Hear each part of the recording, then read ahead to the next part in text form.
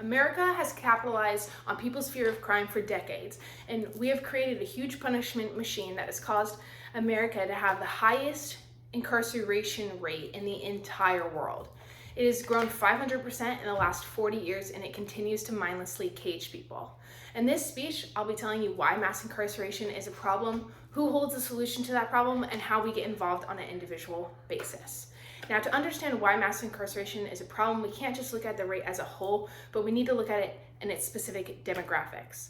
According to the Sentencing Project, African Americans hold up 13% of the population in America, but make up nearly 40% of the prison population.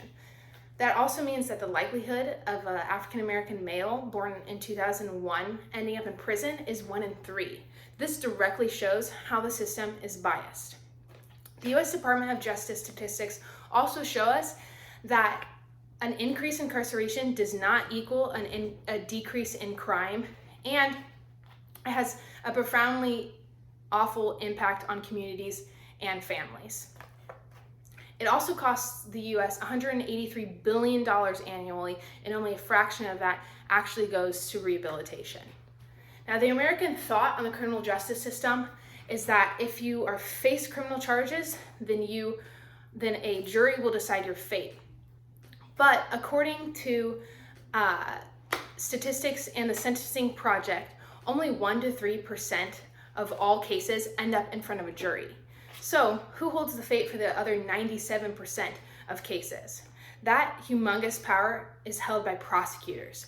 Prosecutors personally decide which cases and which crimes to charge, and they also have a huge role in plea bargains and in the actual sentencings that individual faces. This means that someone's whole life, whether they get locked up or not, depends on who the individual prosecutor is. So this power shows us exactly where the solution is held. We've seen an increase in social awareness and a push for change in the criminal justice system.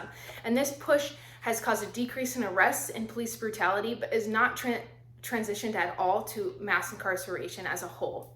That is because the focus has been on the wrong things. The power to change mass incarceration is held by prosecutors. So how do we get involved?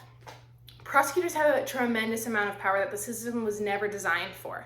But according to Emily Bazelon, the author of Charged, a new movement to transform American prosecution and end mass incarceration, this unbalance in power in this moment in time presents an opportunity to directly change mass incarceration by who we elect as chief prosecutors, also known as district attorneys. That means that the change in mass incarceration rests in the local voters who have the ability to elect their local district attorneys who have the actual plans to directly impact mass incarceration. According to the statistics comprised by governing.org in the last decade, local voter turnout is at a decrease and is incredibly low. On average, only 20% of the voting age population actually vote in local elections.